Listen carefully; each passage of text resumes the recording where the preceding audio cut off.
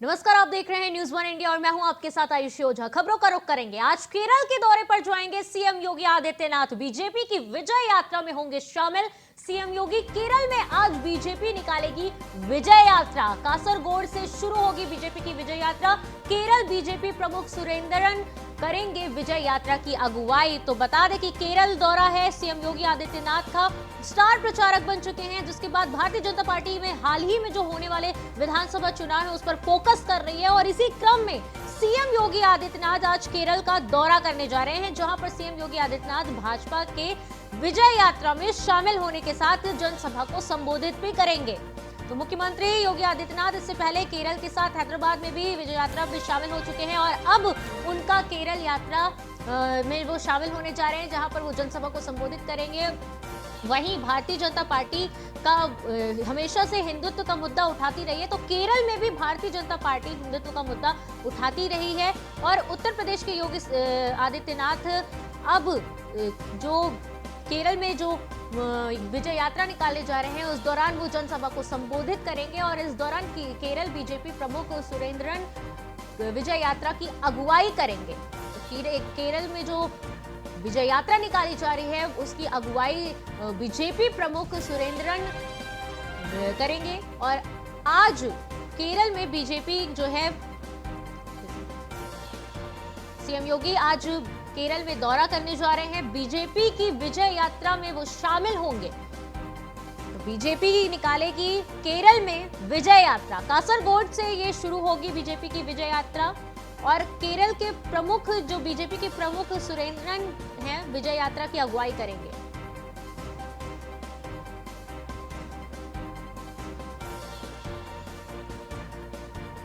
तो केरल के दौरे पर जाएंगे सीएम योगी आदित्यनाथ और बीजेपी के द्वारा निकाले जाने वाली विजय यात्रा में वो शामिल होंगे। केरल में बीजेपी आज विजय यात्रा निकाल रही है, जो कि कासरगोड से शुरू होगी और उसके बाद इसकी अगुवाई जो है वो बीजेपी प्रमुख सुरेंद्रन करेंगे। और आपको बता दें कि बीजेपी के स्टार प्रचारक बन चुके हैं योगी आदित्यनाथ और भारतीय जनता पार्टी हाल ही में होने वाले विधानसभा चुनाव को लेकर तैयारी कर रही है।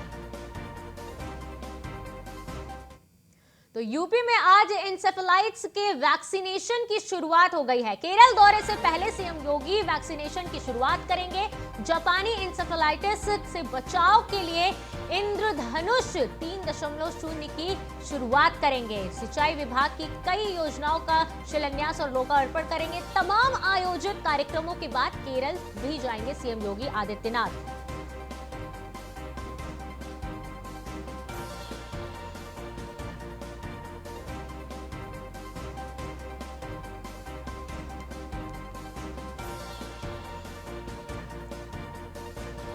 एसके वाजपेयी संवाददाता हमारे साथ इस समय जुड़ चुके हैं। एसके, इंसेफेलाइटिस के वैक्सीनेशन की शुरुआत करने जा रहे हैं योगी आदित्यनाथ और इसको कहीं ना कहीं देखा जा रहा है कि वो केरल में जो दौरा करने जा रहे हैं उसके पहले ही वो वैक्सीनेशन की शुरुआत करेंगे। बिल्कुल। हम देखें मुख्यमंत्री योगी आदित्यनाथ के आज कई कार्यक्रम लगे हैं, जहां सुबह 9:45 पर वो जापानी इंसेफेलाइटिस के टीकाकरण अभियान का शुभारंभ करेंगे। ये अभियान पूरे प्रदेश भर में चलाया जाएगा, खासतौर पर पूर्वांचल के उन जिलों में जहां सबसे ज्यादा इंसेफेलाइटिस के केस आते थे। मुख्यमंत्री योगी आदित्यनाथ के महाअभियान के बाद कहीं न कहीं अब उस स्थिति पर उत्तर प्रदेश सरकार काबू पाने में सफल हो रही है। अगर हम देखें, चाहे वो गोरखपुर मंडल हो या जो आसपास के जो भी क्षेत्र हैं, चाहे वो बस्ती मंडल हो, जहां पर ज्यादातर इंसेफेलाइटिस के केसेस आते थे, मुख्यमंत्री योगी आदित्यनाथ के अभियान के बाद उन क्षेत्रों में अब इंसेफेलाइटिस पर उत्तर प्रदेश सरकार ने काबू पा लिया है और लगातार अब अभियान चलाया जा रहा है। ये जापानी इंसेफेलाइटिस टीकाकरण अभियान मुख्यमंत्री आज वर्चुअली शुरू करेंगे, जिसके बाद पूरे प्रदेश भर में, खासतौर पर उन जिलों में जहां पर इसका प्रभाव ज्यादा था, वहां पर ये अभियान शुरू होगा। और कहीं न कहीं इस अभियान के बाद जापानी इंसेफेलाइटिस को पूरी तरीके से उत्तर प्रदेश में खत्म करने का अभियान शुरू होने जा रहा है, जो कि महत्वपूर्ण है। उसके बाद मुख्यमंत्री योगी आदित्यनाथ सिंचाई विभाग की विभिन्न परियोजनाओं का शिलान्यास, लोकार्पण करेंगे। ये महत्वपूर्ण कार्यक्रम होगा, जो कि 10:30 बजे होगा, जिसमें मुख्यमंत्री योगी आदित्यनाथ 50,050 जो पुल और पुलियां हैं उनके निर्माण से जुड़ी हुई योजनाओं को आज स्वीकृति देंगे। ये वर्चुअल कार्यक्रम होगा, जिसमें उत्तर प्रदेश सरकार के जल शक्ति मंत्री महेंद्र सिंह, साथ ही साथ राज्य मंत्री बलदेव ओलख भी इस कार्यक्रम का हिस्सा होंगे। वीडियो कॉन्फ्रेंसिंग के जरिए ये पूरा कार्यक्रम होगा, जो कि 5 कालिदास मार्ग मुख्यमंत्री आवास पे होगा।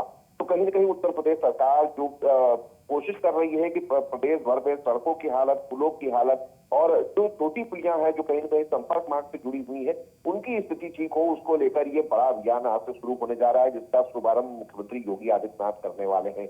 उसके बाद 11 बजे जो सीएम योगी आदित्यनाथ की प्रतिदिन की बैठक होती है आला अफसरों के साथ, जिसमें कोविड समेत उत्तर प्रदेश की विभिन्न परियोजनाओं का फीडबैक मुख्यमंत्री योगी आदित्यनाथ देते हैं, उस पर अफसरों के साथ बैठक करेंगे। उसके बाद दोपहर 12:30 बजे मुख्यमंत्री योगी आदित्यनाथ वहीं सीएम योगी का दौरा है आज केरल में, जहां पर वो विजय यात्रा भी निकालेंगे। तो कहीं ना कहीं देखा जाए तो वो इसको राजनीति से हम जोड़कर देख सकते हैं, क्योंकि विधानसभा चुनाव आने वाले हैं और लगातार बीजेपी रैलियां निकाल रही है और अब विजय यात्रा ये निकाली जा रही है केरल में। इसके पहले भी जो है हैदराबाद में विजय यात्रा निकाली गई थी, लेकिन अब जो 5 राज्यों में विधानसभा चुनाव होने वाले हैं उनको लेकर भी बीजेपी काफी एक्टिव नजर आ रही है, जिसके तहत अब ये केरल में दौरे पे जा रहे हैं। बिल्कुल, निश्चित तौर पर हम देख सकते हैं कि मुख्यमंत्री योगी आदित्यनाथ बीजेपी के स्टार प्रचारक के तौर पर लगातार विभिन्न प्रदेशों में चुनाव प्रचार करते रहे हैं और उनके चुनाव प्रचार के बाद कहीं न कहीं बीजेपी को उसका फायदा मिला है। क्योंकि अगर मुख्यमंत्री योगी आदित्यनाथ की बात करें तो उत्तर प्रदेश के मुख्यमंत्री होने के साथ ही गोरखनाथ सीट के पीठाधीश्वर भी हैं, साथ ही साथ में एक हम कहें कि हिंदूवादी कट्टर नेता की छवि उनकी है, तो सीधे तौर पर वो फायदा बीजेपी को मिलता है जहां जहां सीएम योगी आदित्यनाथ प्रचार करते हैं। तो ऐसी स्थिति में अब वो केरल जाएंगे और केरल में जहां चुनाव होने हैं, केरल में बीजेपी बड़ा कार्यक्रम करने जा रही है आज, जिसमें विजय यात्रा निकालेगी और साथ ही साथ इस विजय यात्रा में बड़े पैमाने पर केरल बीजेपी के साथ ही साथ केंद्रीय नेता शामिल होने जा रहे हैं, जिसमें मुख्यमंत्री योगी आदित्यनाथ स्टार प्रचारक के तौर पर रहेंगे। वो जनता को संबोधित भी करेंगे। कासरगोड से ये यात्रा शुरू होगी, जिसमें सुरेंद्र जो कि केरल बीजेपी के प्रमुख हैं, इस यात्रा की अगुवाई कर रहे हैं। तो कहीं ना कहीं बीजेपी की कोशिश यही है कि केरल के अगर हम पूरे अगर गणित को देखें तो राजनीतिक गणित के हिसाब से लगातार वहां पे कांग्रेस या वामपंथी दलों की सरकारें रही हैं। तो ऐसी स्थिति में बीजेपी कहीं ना कहीं अपनी स्थिति को मजबूत करने की कोशिश कर रही है, चाहे वो पश्चिम बंगाल हो या इसके तो जो अगर हम गौर करें तो भारतीय जनता पार्टी जो है, जो आदित्यनाथ योगी हैं, उन्होंने हमेशा हिंदुत्व का मुद्दा उठाते रहे हैं और केरल में इस समय कांग्रेस की सरकार है, जिसको लेकर अगर हम बात करें तो हिंदुत्व का मुद्दा अगर उठाती है, उसके साथ साथ कई अलग मुद्दे पे ऐसे किन पर वो बात कर सकते हैं और क्योंकि वो जनसभा को संबोधित भी करेंगे, तो इस दौरान वो किन मुद्दों को उठा सकते हैं और किन मुद्दों का सच में वहां पर असर पड़ सकता है। बिल्कुल, अगर हम देखें जिस तरीके से केरल अगर हम कहें तो बड़े क्षेत्र में पर्यटन का क्षेत्र है, ऐसी स्थिति में पर्यटन से जुड़े हुए मुद्दे, रोजगार से जुड़े हुए मुद्दे, कानून व्यवस्था से जुड़े हुए मुद्दे ये प्रमुख हो सकते हैं। क्योंकि जिस तरीके से मुख्यमंत्री योगी आदित्यनाथ ने उत्तर प्रदेश में पर्यटन क्षेत्रों का विकास किया है, धार्मिक स्थलों का विकास किया है, तो कहीं ना कहीं उत्तर प्रदेश के पर्यटन को बढ़ावा मिला है। रोजगार को लेकर, कानून व्यवस्था को लेकर जिस तरीके से उत्तर प्रदेश में काम हुआ है, कहीं ना कहीं ये सारी चीजें मुख्यमंत्री के भाषण का हिस्सा होंगी, जो कि आज केरल में मुख्यमंत्री योगी आदित्यनाथ देने वाले हैं। ये विजय यात्रा होगी जिसमें मेट्रो मैन ई श्रीधरन जी आज भी केरल में बीजेपी में शामिल होंगे। तो कहीं ना कहीं बड़ा कार्यक्रम बीजेपी करना चाह रही है और केरल में एक बड़ा संदेश देना चाह रही है, जिससे कहीं ना कहीं पार्टी की स्थिति केरल में मजबूत हो और आगामी विधानसभा चुनाव में बीजेपी की परफॉर्मेंस बेहतर हो। उसको लेकर मुख्यमंत्री योगी आदित्यनाथ का प्रचार करना निश्चित ही पार्टी के लिए हम कहें कि फायदेमंद होगा, क्योंकि अभी तक के अगर हम पूरे रिकॉर्ड को देखें तो मुख्यमंत्री योगी आदित्यनाथ ने जहां जहां प्रचार किया है, बीजेपी को बड़ा फायदा उन राज्यों में मिला है। जी, इसके बहुत बहुत धन्यवाद आपका हमारे साथ जुड़ने के लिए और तमाम जानकारी देने के लिए। तो सीएम योगी का आज केरल में दौरा है, जहां पर वो विजय यात्रा में शामिल होने जा रहे हैं। बीजेपी की तरफ से विजय यात्रा निकाली जा रही है, जिसमें वो शामिल होंगे। 5 राज्यों में विधानसभा चुनाव आ रहे हैं, जिस पर बीजेपी लगातार फोकस करते हुए यात्रा निकालने जा रही है। इसके पहले हैदराबाद में भी यात्रा निकाली गई। तो अगली खबर का रुख करेंगे। खबर है लखनऊ से, जहां पर अजीत सिंह हत्याकांड में एक्शन में आ गई है पुलिस। पूर्व सांसद धनंजय सिंह की गिरफ्तारी के लिए दबिश दी गई। राजधानी लखनऊ में देर रात कई जगहों पर यह दबिश दी गई। गोमती नगर विस्तार शारदा अपार्टमेंट के ओ ब्लॉक में रहते हैं पूर्व सांसद। पुलिस ने मौके पर छापेमारी की और लेकिन उन्हें कोई सुराग नहीं मिला। गुंडवा के ईडेन एनक्लेव निकट साडियाना मैरिज हॉल में दबिश दी गई। अजीत सिंह हत्याकांड में धनंजय सिंह के खिलाफ जारी है एनबीडब्ल्यू। तो अजीत सिंह हत्याकांड में पुलिस लगातार एक्शन मोड में नजर आ रही है और अब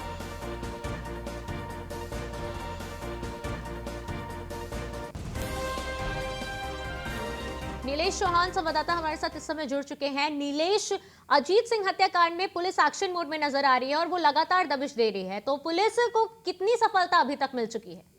देखिए, बिल्कुल आपको बता दूं कि जनवरी में विभूतिगढ़ थाना क्षेत्र में अजीत जो पूर्व ब्लॉक प्रमुख थे, उनके 32 गोलियां मारकर उनकी हत्या कर दी गई थी, जिसके बाद लखनऊ पुलिस के लिए एक बड़ा चुनौतीपूर्ण ये प्रकरण रहा है, जिसके चलते लगातार लोगों की गिरफ्तारियां की गई हैं। हाल ही की बात करें तो शूटर जो गिरधारी था, उसको पुलिस ने गिरफ्तार किया। पुलिस हिरासत में भागते दौरान उसको इनकाउंटर किया गया। इनकाउंटर में गिरधारी की मौत हो गई।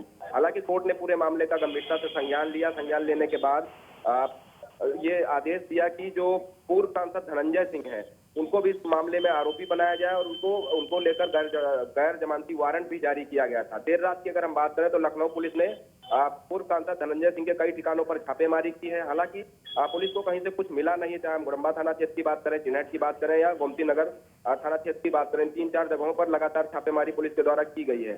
पुलिस का कहना है कि जल्दी वो पूर्व सांसद धनंजय सिंह को गिरफ्तार करके जेल भेजने का काम करेगी, क्योंकि जिस दिन ये घटना हुई थी उस दिन से लगातार ये कयास लगाए जा रहे थे कि पूर्व सांसद धनंजय सिंह का इसमें कुछ ना कुछ हाथ रहा है। हालांकि जिस दिन लोग पकड़े गए थे, उन लोगों ने भी ये बात कबूली है, चाहे वो सुल्तानपुर के डॉक्टर्स हों जिन्होंने घायल शूटरों का इलाज किया था। वो इलाज इसलिए किया गया था, उन डॉक्टरों के द्वारा साफ बताया गया था कि पूर्व सांसद धनंजय सिंह का फोन आया था। उनके फोन करने के बाद उन्होंने शूटरों का इलाज किया था। आज देर रात पुलिस ने उनकी गिरफ्तारी का प्रयास किया। हालांकि पुलिस के हाथ अभी तक खाली है। देखने वाली बात यह होगी कि धनंजय सिंह को कब तक पुलिस गिरफ्तार करके सलाखों के पीछे भेजती। नीलेश, तो सवाल तो ये भी उठता है ना कि जब ये हादसा हुआ, जब ये वारदात को अंजाम दिया गया, तब जो है प्रशासन की तरफ से कोई ऐसा ठोस कदम नहीं उठाया गया और अब इस वारदात को इतने दिन हो गए हैं, फिर भी पुलिस के हाथ खाली ही नजर आ रहे हैं। देखिए, जो मेन अभियुक्त थे इस मामले में, जिन लोगों ने घटना को अंजाम दिया था, चाहे वो गिरधारी हो या उसके साथी हो या फिर जो जेल में आजमगढ़ की जेल में बंद कुंटू सिंह हो, उन तमाम लोगों से लगातार पूछताछ की गई है।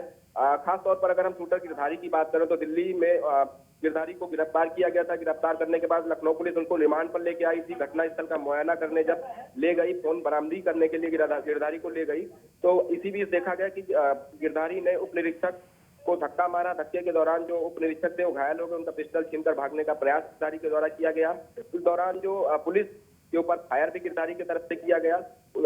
पुलिस की जवाबी कार्रवाई में गिरधारी मारा गया। उसके बाद से लगातार संजय सिंह को लेकर कयास लगाए जा रहे थे कि इनकी गिरफ्तारी कब होगी। सीजेएम कोर्ट ने आदेश दिया कि संजय सिंह को गैर जमानती वारंट जारी कर तत्काल गिरफ्तार करके। तो नीलेश, अब आगे प्रशासन की तरफ से क्या कार्रवाई की जा रही है? ये कार्रवाई में अब क्या रुख लिया जा रहा है?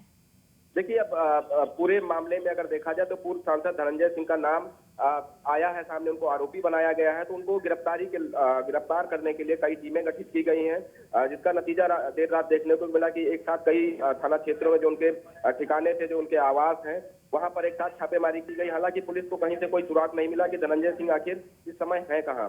लेकिन पुलिस का जो कहना है कि वो जल्द से जल्द धनंजय को गिरफ्तार करके पूछताछ करने के बाद उनको जेल भेजने का काम करेगी। बहुत बहुत शुक्रिया नीलेश, हमारे साथ जुड़ने के लिए और तमाम जानकारी हमें देने के लिए। तो अजीत सिंह हत्याकांड में एक्शन मोड में पुलिस नजर आ रही है। तो अगली खबर का रुख करेंगे। आज प्रयागराज के दौरे पर आएंगी प्रियंका गांधी वाड्रा। 10 दिनों में दूसरी बार प्रयागराज जाएंगी कांग्रेस महासचिव। पीड़ित परिवारों से मुलाकात करेंगी प्रियंका गांधी वाड्रा। सुबह 11:30 बजे विशेष विमान से एयरपोर्ट पहुंचेंगी प्रियंका। सड़क मार्ग से यमुना पार कर बंसवार गांव जाएंगी प्रियंका गांधी वाड्रा। बंसवार गांव में करीब 2 घंटे तक रुकने का कार्यक्रम है। बंसवार गांव में 4 फरवरी को पुलिस और नाविकों के बीच जो झड़प हुई थी उसको लेकर वो मिलने जा रही हैं। पुलिस पर नाविकों की पिटाई और नाव तोड़ने का आरोप लगा है। निषाद समुदाय के वोटर्स को पार्टी से जोड़ने की कोशिश करेंगी प्रियंका गांधी वाड्रा। प्रयागराज में स्वराज भवन भी जा सकती हैं कांग्रेस महासचिव। शाम 4 बजे वापस दिल्ली लौटेंगी प्रियंका गांधी वाड्रा। तो बता दें, प्रियंका गांधी वाड्रा का 10 दिनों के अंदर ये दूसरा प्रयागराज दौरा है, जहां पर वो निषाद नेताओं से मिलने जा रही हैं।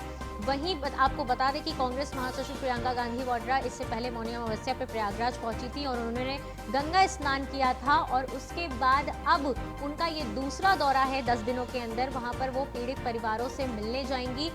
सड़क मार्ग में से यमुना पार कर बंसवार गांव जाएंगी, जहां पर वो पीड़ित परिवारों से मुलाकात करेंगे और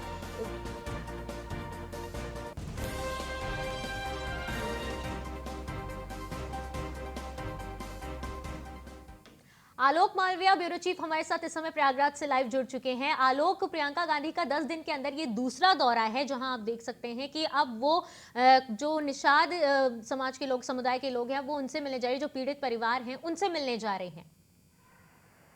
जी बिल्कुल आयुषी, देखिए जिस तरह से संगम नगरी प्रयागराज से प्रियंका गांधी का जुड़ाव है, प्रियंका गांधी का जो गृह जनपद है वो प्रयागराज ही है।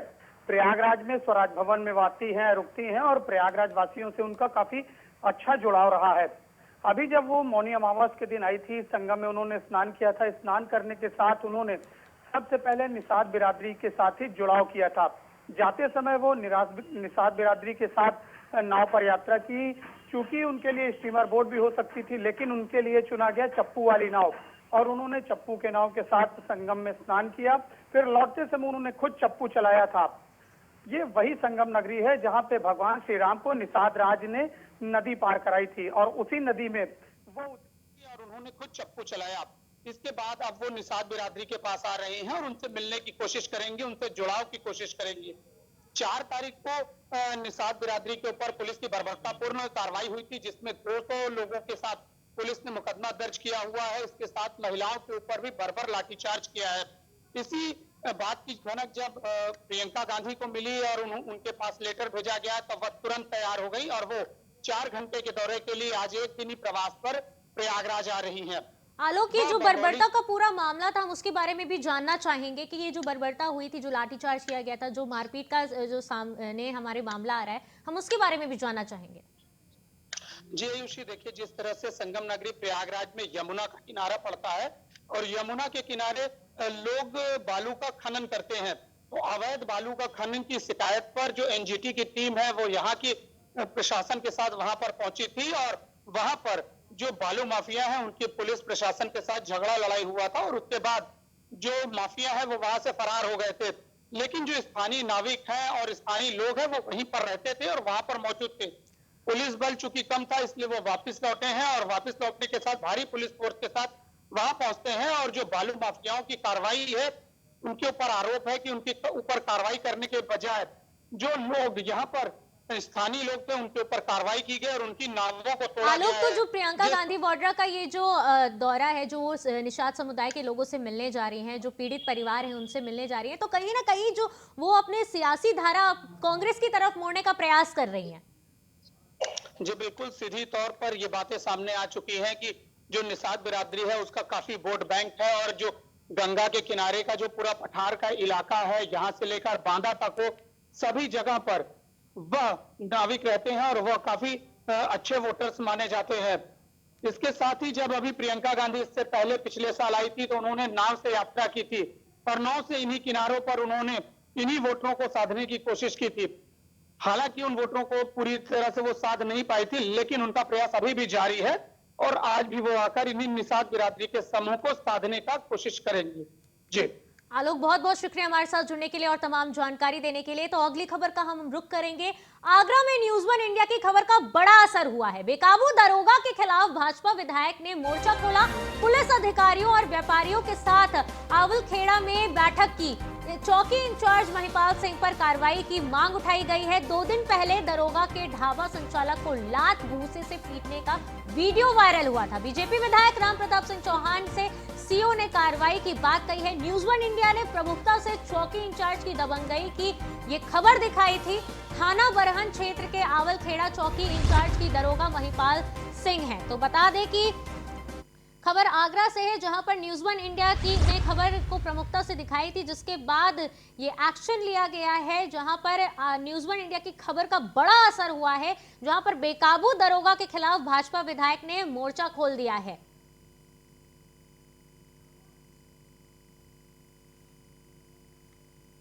मोर्चा खोल दिया था। पुलिस अधिकारियों और व्यापारियों के साथ आवलखेड़ा में बैठक की है। उन्होंने चौकी इंचार्ज महिपाल सिंह पर कार्रवाई की मांग उठाई है। बता दें कि चौकी इंचार्ज महिपाल सिंह ने मारपीट की थी। 2 दिन पहले दरोगा ने ढाबे संचालक को लात घूंसे से पीटा था, जिसका वीडियो वायरल हो गया था, जिसके बाद बीजेपी विधायक राम प्रताप सिंह चौहान ने सीओ से कार्रवाई करने की बात कही। न्यूज़ 1 इंडिया ने इस खबर को प्रमुखता से दिखाया था। चौकी इंचार्ज की दबंगई को साफ तौर पर दिखाया गया था कि कैसे चौकी इंचार्ज अपनी वर्दी का हवाला देते हुए मारपीट कर रहा था, लात घूंसे से ढाबा संचालक को जो है मारा पीटा गया था, जिसका वीडियो वायरल हो गया था। 2 दिन पहले दरोगा के ढाबा संचालक को लात घूंसे से पीटने का वीडियो वायरल हुआ था। बीजेपी विधायक राम प्रताप सिंह चौहान ने सीओ से कार्रवाई की बात कही। न्यूज वन इंडिया ने प्रमुखता से चौकी इंचार्ज की दबंगई की खबर को दिखाया था। थाना बरहन क्षेत्र के आवलखेड़ा चौकी इंचार्ज के दरोगा है महिपाल सिंह। तस्वीरों में आप साफ तौर पर देख सकते हैं कि कैसे चौकी इंचार्ज ढाबा संचालक को लात घूंसे से पीट रहा है, कैसे वो अपनी वर्दी, ये सीसीटीवी फुटेज हम आपको सामने दिखा रहे हैं, जहां पर कैसे वो अपनी वर्दी का गलत इस्तेमाल करते हुए ढाबा संचालक को मार पीट रहा है।